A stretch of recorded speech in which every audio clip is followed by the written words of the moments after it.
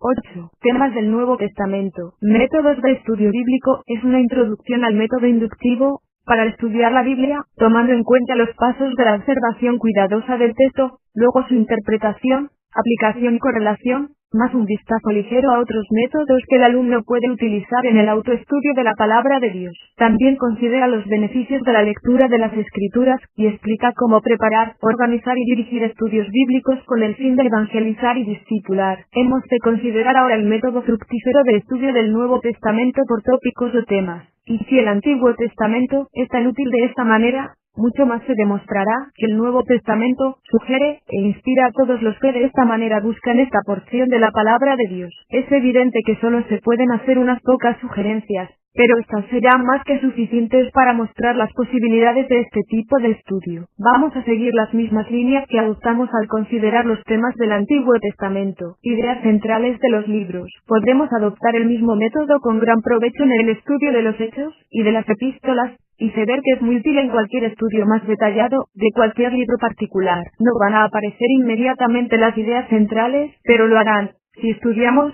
No solamente leemos la vida de nuestro Señor, tomando los 4 evangelios como un conjunto, y usando una correlación, procuraremos obtener un cuadro de la vida terrena en conjunto, y localizar este o aquel incidente en su lugar en orden cronológico. Conocemos los evangelios de una forma fragmentaria. No podemos ver el bosque a causa de los árboles, y no tenemos el sentido de una perspectiva histórica del ministerio de Cristo. Los 3 años se han dividido de modo subjetivo y exacto en el año de la oscuridad, el año del favor, y el año de la oposición. Con una correlación de los evangelios, los estudiantes corrientes pueden obtener toda la guía que necesiten. Las relaciones mutuas de los evangelios. Hemos visto en un capítulo anterior algo de los rasgos especiales de cada evangelio, pero es necesario también que los veamos como un conjunto. 4 evangelios y un Señor. ¿Por qué?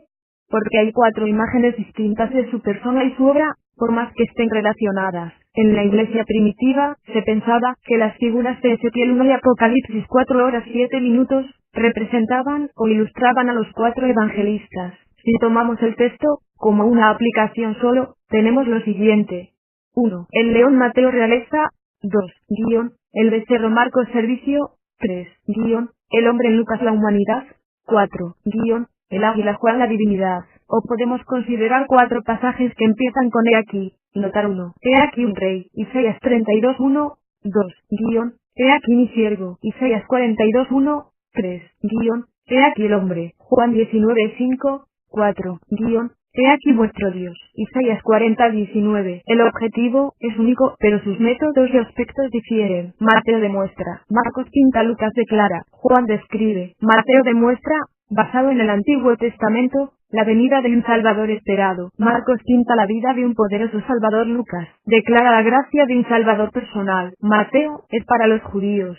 Marcos lo presenta desde el punto de vista romano. Lucas es griego. Y en Juan, vemos el Salvador y Señor del creyente. Es interesante notar que de este modo, representan el orden del desarrollo histórico y espiritual. Y vale la pena recordar que el último hecho referido en relación con nuestro Señor en cada evangelio muestra también este orden verdadero de desarrollo. 1. Mateo, la resurrección, 28:6. 2. Marcos, la ascensión, 16:19. 3. Lucas, la promesa del Espíritu, 24:49. 4. Juan, la segunda venida, 21 al 22. Es posible que esto sucediera por casualidad. Biografías. Aquí también, como en el Antiguo Testamento, tenemos un estudio delicioso. Podremos hablar primero de hombres y mujeres cuyas vidas son más prominentes, especialmente los apóstoles Pedro y Pablo. Podríamos tomar a Pedro y hallar un estudio séptuplo. 1. Su conversión. Juan 1, 2, su llamada al ministerio. Lucas 5, 3, su llamada al apostolado. Lucas 6, 4, su gran confesión. Mateo 16, 5, su caída y restauración. Marcos 14, 6, su obra en la iglesia primitiva. Hechos 1 al 12, 7, sus últimos años. Epístolas. El mencionar a Pablo es cubrir una gran porción del Nuevo Testamento. Podremos estudiarle personalmente desde el punto de vista histórico y espiritual, notando 7 estadios. 1. Sus antecedentes. Hechos 8. Y alusiones en epístolas. 2. Su conversión. Hechos 9, 3. Su obra cristiana inicial. Hechos 9 al 12, 4. Su primer viaje, Hechos 13-14, 5. Su segundo viaje, Hechos 16, 6. Su tercer viaje, Hechos 18, 7. Su encarcelamiento y probable libertad, Hechos 21 al 28. O bien podemos considerar sus epístolas y estudiarlas cronológicamente, viéndolas repartidas en su vida, simbolizada por un día. 1. Mañana. 1. Primera y segunda de Tesalonicenses. 2. Mediodía, Gálatas. Primera y segunda de Corintios, Romanos. 3. Tarde, Colosenses, Filipenses, Efesios, Filemón. 4. Anochecer, Primera de Timoteo, Tito, Segunda de Timoteo. No podemos por menos que notar, sin embargo, en los personajes menos destacados del Nuevo Testamento. Hay muchas vidas de las cuales tenemos poca información, pero cuando se combinan varios pasajes y se comparan, rinden mucho fruto para el corazón y la vida. Tales son las vidas de Juan el Bautista, Andrés, Bernabé, la madre de nuestro Señor, y muchos más. Podemos tomar el último nombrado como un ejemplo de lo que queremos decir. Si ponemos juntos los pasajes que se refieren a María, la madre de Jesús, podemos notar los siguientes 5 periodos. 1. Confianza indiscutible. Lucas 1:38. 2. Consideración perpleja. Lucas 2:9. 50 al 51. 3. Error claro. Juan 2:1 al 11. Marcos 3:21 al 31. 4. Oscuridad profunda. Juan 19:26. 5. Plenitud de sol. Hechos 1:14. La vida y carácter de Bernabé puede ser seguido también en varias secciones, y así muchos más. El campo es inagotable y lo recomendamos a los estudiosos. Otros temas. 1. Los milagros de nuestro Señor. Estos deben ser clasificados en cuanto a su carácter, temas y propósitos. Hemos de distinguir entre milagros en la naturaleza o en el hombre, y entre milagros de beneficencia o de juicio. Nótese los Hechos 7+1, registrados por Juan, que dan hechos señales, o aspectos de la obra de nuestro Señor, manifestando su gloria. Juan 2:11. Considérense también sus resultados sobre los enemigos y los discípulos. 2. Las parábolas. Insistir en la razón de Jesús para usar este método, después del año del ministerio, sin usarlas. Marcos 4. Las parábolas eran una prueba, ya que escondían la verdad de los indiferentes y la revelaban a los fervorosos. Servían para cribar la muchedumbre de oyentes que seguían a nuestro Señor. Estudiense las 7 parábolas de Mateo 13 y nótese su carácter y orden. ¿Hay alguna relación espiritual e histórica entre ellas? Nótense las 5 parábolas de Lucas 15 al 16, y obsérvese la relación especial e íntima entre las 3 primeras y las 2 últimas. Considérese el resto de las parábolas, clasificándolas en cuanto al tiempo y el propósito. 3. Nuestro Señor como Maestro. ¿Cuáles fueron sus características de su enseñanza? Autoridad, osadía, poder, gracia y el hecho de ser única. ¿En qué difiere de otros grandes maestros? ¿No es en la afirmación de que está en relación única con Dios, y que es enviado por Dios? Estudies el desarrollo de su enseñanza, y también lo que han sido llamadas las ideas rectoras de nuestro Señor. 4.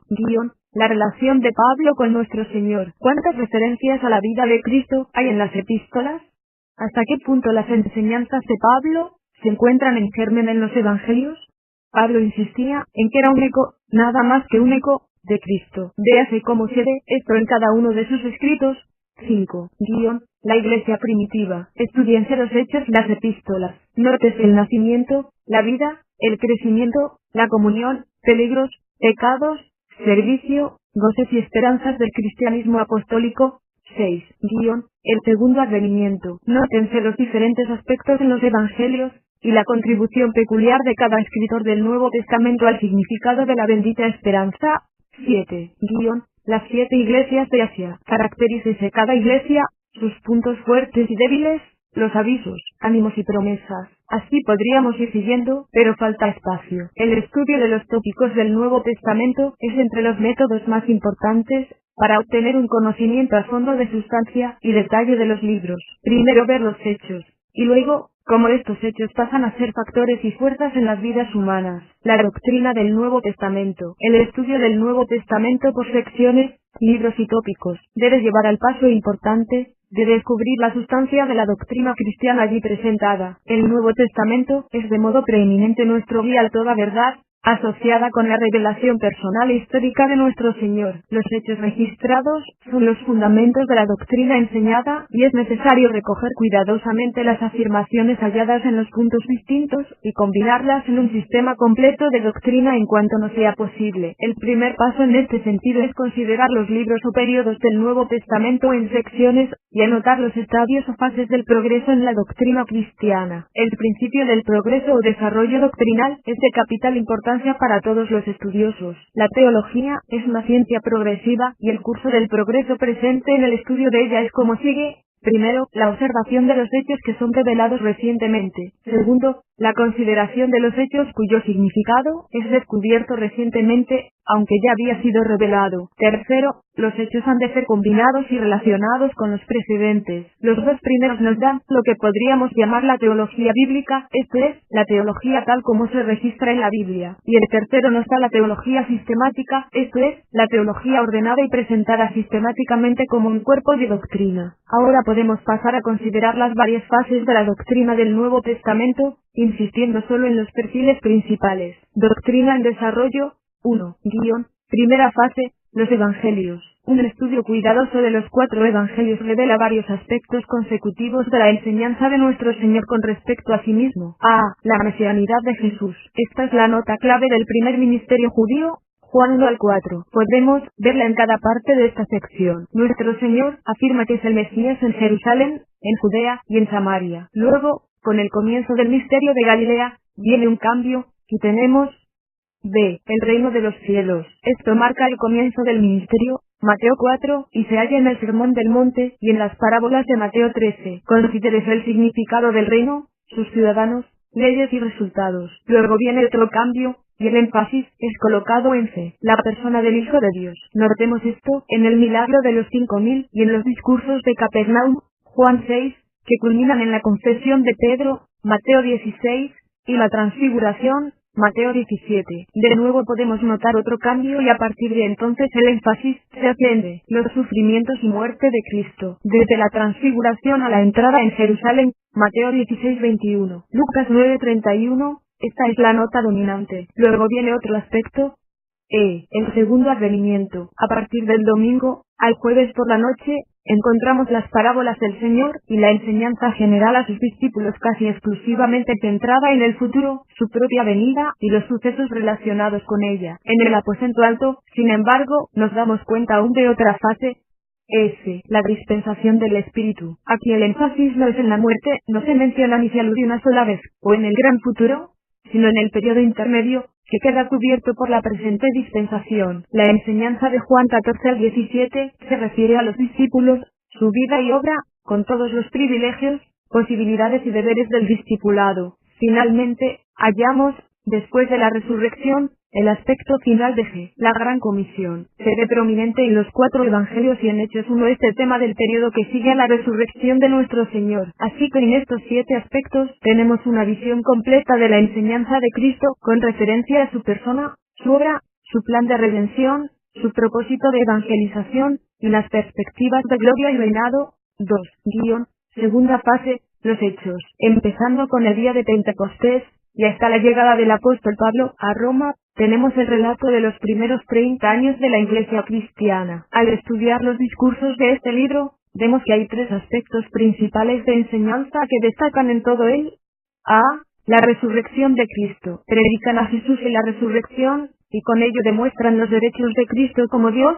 Hechos 2:24. B. El gobierno de Cristo. El resultado práctico de la divinidad de Cristo en su soberanía, su gobierno sobre el hombre como rey. Así que predican el evangelio del reino, como la conclusión lógica de su resurrección. Hechos 2:33. Nuestro Señor se levantó para poder reinar. Romanos 14:9. C. La remisión de pecados en Cristo. Los derechos a la soberanía reclamados por Cristo al punto dieron luz sobre el triste hecho de que los hombres no eran súbditos sino rebeldes, por causa del pecado, y por tanto que para tener a Cristo como Señor y ser súbditos suyos tenían que aceptarle como Salvador y recibir perdón. El Evangelio de perdón era, pues, predicado como el primer paso en el proceso de gozar de la redención. Hechos 2:38. Un estudio cuidadoso de todo el libro revelará estos elementos de doctrina para los no salvos y los salvos. Hay elementos subsidiarios de enseñanza.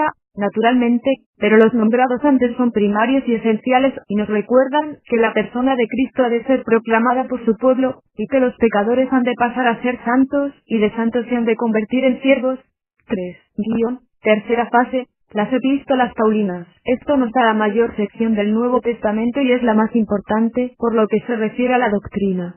Podemos considerar las epístolas en el orden que las tenemos en la Biblia, orden que viene aproximadamente del siglo IV o antes. Este orden nos da primero las epístolas a las 7 iglesias, empezando con la más larga, luego, en orden de longitud, las epístolas a los individuos, y finalmente Hebreos, a causa de las diferencias de carácter y destino, y posiblemente a causa de las dudas sobre el hecho que fuera escrita por Pablo. Estudiándolas en este orden tenemos 1. Romanos, fundamentos doctrinales. 2. Corintios, vida de la Iglesia. 3. Gálatas, detección y peligro. 4. Efesios, plena doctrina para la vida cristiana. 5. Filipenses, la vida cristiana ilustrada. 6. Colosenses, salvaguarda de los peligros. 7. Tesalonicenses, la bendita esperanza. Las epístolas a los individuos son principalmente personales y requieren una discusión separada. B. Las epístolas se pueden estudiar también cronológicamente en grupos. 1. Grupo 1. Primera y segunda de Tesalonicenses. Las epístolas del segundo viaje misionero escatológicas en su carácter. Cristo visto como Rey. La gracia de la esperanza prominente. 2. Grupo 2. Gálatas. Primera y segunda de Corintios. Romanos. Las epístolas de la tercera época. Soteriológicas en su carácter. Cristo se ve como Redentor. La gracia de la fe es prominente. 3. Grupo 3. Filipenses. Efesios. Colosenses. Filemón. Las epístolas de la primera cautividad, cristológicas en su carácter. Cristo se ve como Señor. La gracia del amor es prominente. 4. Grupo 4. Primera de Timoteo, Tito, segunda de Timoteo. Las epístolas después de la liberación y de la segunda cautividad eclesiásticas en carácter. Ningún aspecto nuevo de Cristo. Énfasis en la organización y conducta más bien que en la doctrina. El agrupamiento anterior puede ser comparado con el plan del obispo Lycurgo, que caracteriza a los grupos de esta forma. A. Las epístolas del tribunal, o Cristo el juez. B. Las epístolas de la cruz, o Cristo el redentor. C. Las epístolas del trono, o Cristo el verbo. D. Las epístolas de la congregación, o la iglesia organizada. De este modo, tenemos 4 grupos que corresponden a la primavera, verano y otoño e invierno del año del gran apóstol. 4. Cuarta fase. Las epístolas de Juan y el Apocalipsis. Estas representan el último tipo de doctrina del Nuevo Testamento. Como dice el obispo de Scott, los evangelios y hechos dan el fundamento histórico, Pablo da la construcción lógica y Juan proporciona el acabado teológico. A. Las epístolas nos dan una visión de la vida en el presente. B. El Apocalipsis nos muestra la visión de la gloria en el futuro. Las contribuciones de Santiago, Pedro y Judas y la epístola a los hebreos, no se puede decir que representen estadios históricos sino aspectos particulares que han de ser considerados en su lugar respectivo. La epístola de Santiago debe ser asociada con la iglesia primitiva de Jerusalén.